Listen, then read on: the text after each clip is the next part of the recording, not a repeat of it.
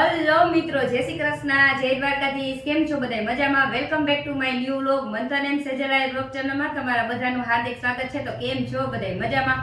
તો આ બધી તૈયારી જોઈને તમને બધાને ખબર તો પડી જ ગઈ છે કે આજે આપણે શું કરવાના। તો આજે આપણે છે ને બટેકાની વેફર બનાવવાના છીએ, અથવા તો એને બટેકાની સુકવણી કહેતા હોય કે પોટેટો ચિપ્સ કહેતા હોય, તમે એને કાંઈ પણ અલગ અલગ જગ્યાએ અલગ અલગ વસ્તુ કહેતા હોય। તો આજે આપણે છે ને બટેટાની વેફર બનાવવાના છીએ।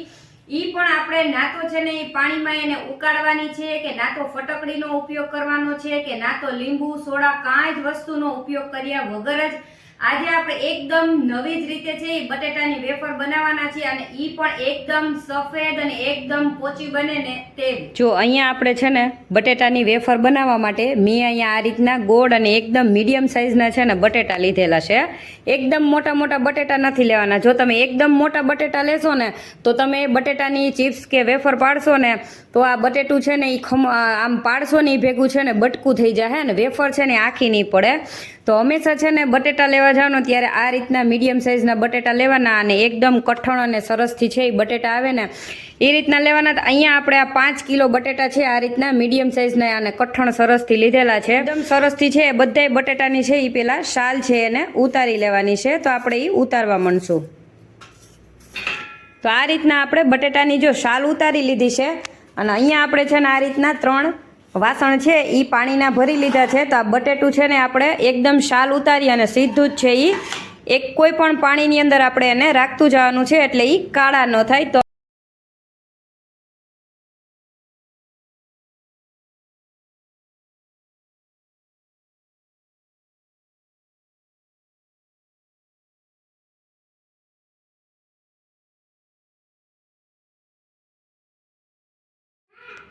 તો તમે જોઈ શકો છો આપણે આ રીતના બધા બટેટાની શાલ છે એને એકદમ સરસથી ઉતારી લીધી છે, અને બટેટાને છે એ હવે આપણે વેફર પાડીને ત્યાં સુધી પાણીમાં જ છે એ રહેવા દેવાના છે, ને એમાંથી આપણે હવે લેતા જવાના છે। હવે આપણે બટેટાની વેફર પાડવા માટે મેં અહીંયા આ રીતના થાળી લીધી। તમે કોઈ પણ વાસણ કે કપડા ઉપર ક્યાંય પણ કે ડાયરેક્ટ પણ પાણીની અંદર રાખી અને મશીનને અને વેફર પાડી શકો છો।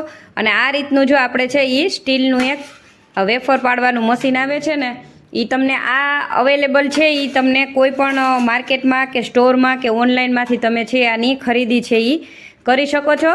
તો હવે આપણે પાણીમાંથી આ રીતનું એક બટેટું છે એને લઈ લેવાનું છે, અને આ બટેટું છે ને એને આપણે આમ રાખવાનું છે, આમ આડું જ।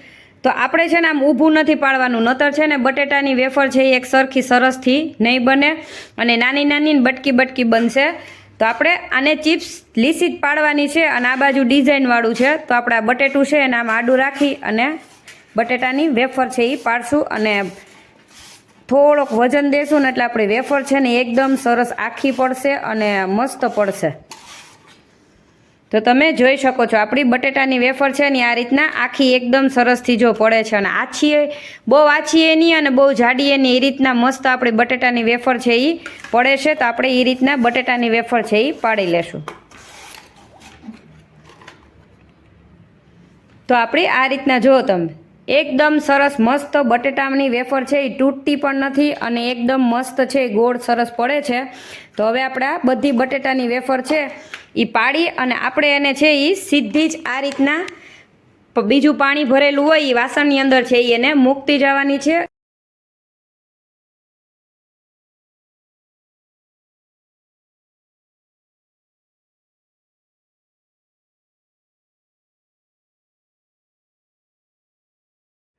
તો આપણે 5 કિલાની વેફર છે એ પાડી લીધી છે, ને આ રીતના આ તગારામાં અને એક અહીંયા આપણા તપેલામાં બેયની અંદર છે એ આપણે એને રાખેલી છે। તો તમે જુઓ આપણે આ વેફરને છે એ એક જ પાણી છે, અને આ જુઓ કેટલો બધો આમાં સ્ટાર્ચ છે। બટેટાની વેફર છે એને એકદમ સરસ છે એ 4 થી 5 પાણીએ ધોઈ લેશું। તો આ રીતના આપણે વેફર ભાંગીએ નહીં ને એ રીતના આપણે બટેટાની વેફર છે આ રીતના ઘસી અને બટેટામાં રહેલો બધો સ્ટાર્ચ છે એને આપણે કાઢી લેવાનો છે। જો તમે વેફરને સરખા પાણીએ ધોશો નહીં ને તો તમારી વેફર સુકાતી વખતે કાળી પણ પડશે, અને આખું વર્ષ સ્ટોર કરશો ને તો એમાં કાળી કાળી ફૂગ જેવું પણ થઈ જશે। અને આ વેફરને તમે તળશો ને તો આમાં રહેલા સ્ટાર્ચના કારણે તમારી વેફર તળશો એટલે લાલ પણ થઈ જશે। તો આ જ છે ને ખાસ આપણે બટેટાની વેફર બનાવતી વખતે ધ્યાનમાં રાખવાનું છે। આપણે બટેટાની વેફર છે એને આ રીતના એકદમ સરસથી ઘસી અને 4 થી 5 પાણીએ ધોઈ લેશું।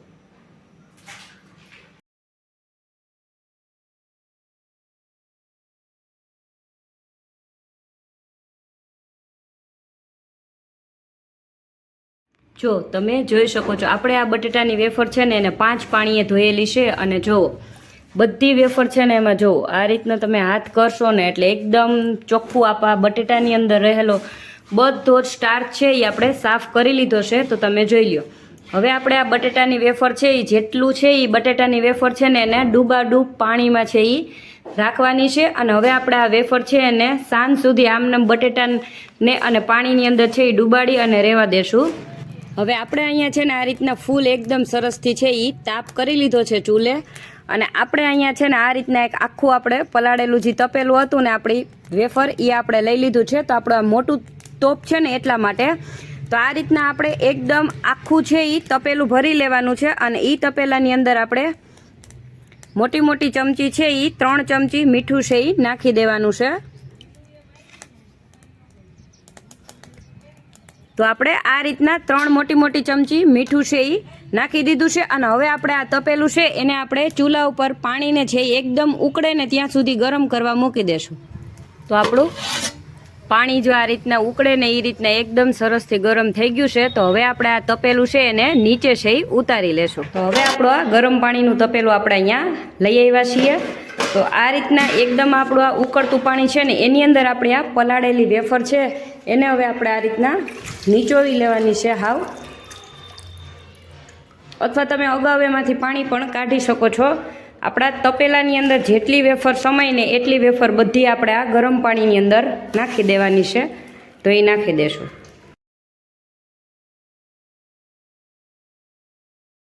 ના તો તમારે ઉકાળવાની છે વેફરને કોઈ ઝંઝટ, કે ના તો તમારે આ ગરમ પાણી છે એમાં ફટકડી નાખવાની કે લીંબુ કે સોડા કે કાંઈ વસ્તુ નાખ્યા વગર જ કે બટેટાની વેફરને ઉકાળ્યા વગર તમે છે એ બટેટાની વેફર આ રીતના છે એ બનાવી શકો છો.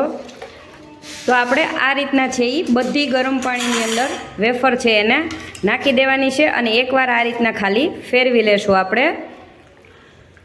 હવે આ ગરમ પાણીના તપેલું છે એની અંદર આપણે આ છીબું ઢાંકી અને આ વેફર છે એને 5 મિનિટ સુધી આમનામ છે એ રહેવા દેશું. તો અહીંયા હવે આપણે આ વેફરને કાઢવા માટે આ ભાતિયું છે એ લઈ લીધું છે. અને આપણે આ ફ્રાય કરીએ ને એ જારો લઈ લીધો છે. અને 5 મિનિટ છે એ થઈ ગઈ છે. તો હવે આપણી આ વેફર છે એને આપણે જો આ રીતના તમે છે ને બટેટાની વેફર બનાવશો ને તો તમારી બટેટાની વેફર જો આ રીતના કરો ને તો એકદમ આ રીતના તૂટી જાય ને એ રીતના. અને આમાં નખ બેસાડો ને તો જો તો આપણી બટેટાની વેફર છે એ એકદમ સરસથી જો હું તમને હજી પણ બતાવી દઉં. આ રીતના કરશો ને એટલે જો તૂટી ગઈ છે. તો પરફેક્ટ એકદમ મસ્ત રીતે બટેટાની વેફર છે એ આમાં આપણે થઈ ગઈ છે. તો આપણે હવે આમાંથી કાઢી લેશું એને. જો 5 મિનિટની અંદરમાં છે ને મિત્રો તમારે આને ઉકાળવાની જરૂર નથી રહેતી. અને 5 મિનિટમાં આ રીતના તમે ગરમ પાણી કરશો ને એટલે તમારું પાણી છે એ જલ્દીથી ઠંડુ છે એ નથી થતું. અને બીજું એ કે તમે આ રીતના વેફર કરો ને ત્યારે જો તમને નમક ઓછું લાગે તો તમે આમાં ગરમ પાણી હોય એની અંદર નમક છે એને તમે નાખી શકો છો. તો હવે આપણે આ બધી વેફર છે એને કાઢી લેશું. અને આ બાકીની વેફર છે ને એને ફરી પાછી આપણે આ તપેલામાં 5 મિનિટ સુધી નાખી દેશું. હવે આપણે અત્યારે રાતે જ છે એ વેફર અત્યારે સૂકવીએ છીએ. તો આપણે ઘરમાં છે ને આ રીતનો ઓછાળ છે એ કોટનનો એ લઈ લીધો છે. અને આપણે છે એ આમાંથી થોડીક વેફર છે એ પાણી નીતરી ગયું છે એટલે આમાં નાખી દઈશું. અને આને છે એ આપણે હવે પોળી પોળી આ રીતના કરી નાખશું એટલે એ ઠંડી છે એ થતી જાય. અને આપણે આ રીતના એને છૂટી છૂટી છે એ સૂકવતા જશું.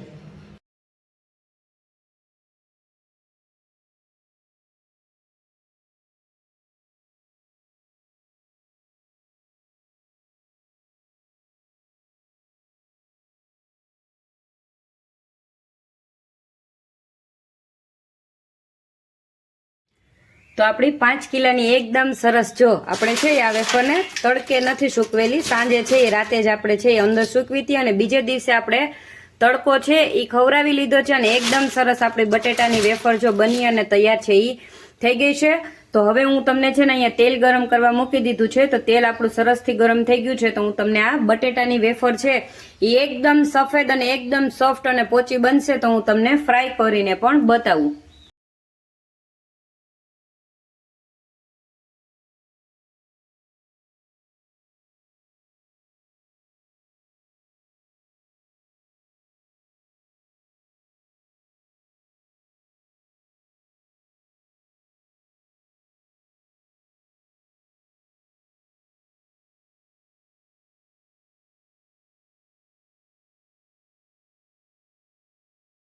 જો આપણે ફ્રાય પણ કરી લીધી છે તો આ તમે જોઈ શકો છો.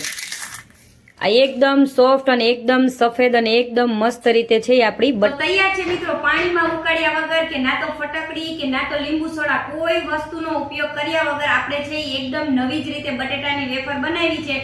તો આ બટેટાની વેફર તમે આ રીતના આખું વર્ષ સ્ટોર કરી અને બનાવી શકો છો. અને મિત્રો એક વસ્તુ યાદ રાખવાની, જો તમારું પાણી છે એ થોડુંક ઠંડુ થઈ જાય તો તમારે એકદમથી પાણી છે એ ફરી પાછુંથી ઉકાળી લેવું. તો એ રીતના તમે બટેટાની વેફર કરશો ને તો તમારી બટેટાની વેફર છે આખું વર્ષ બગડશે પણ નહીં અને ખૂબ જ સરસ સફેદ એકદમ અને પોચી સરસથી બનશે. તો તમને બધાને છે મારી બટેકાની વેફર બનાવવાની રેસીપી છે એ કેવી લાગી એ કમેન્ટમાં જરૂરથી જણાવજો. વિડીયો પસંદ આવે તો તમારા ફ્રેન્ડ ફેમિલી સુધી એને શેર કરજો. અને હા, ચેનલ પર નવા હોવ તો ચેનલને સબસ્ક્રાઇબ કરવાનું ભૂલતા નહીં, જેથી કરી અને મારી અવનવી રેસીપીઓ છે એ તમારા સુધી પહોંચી જાય. તો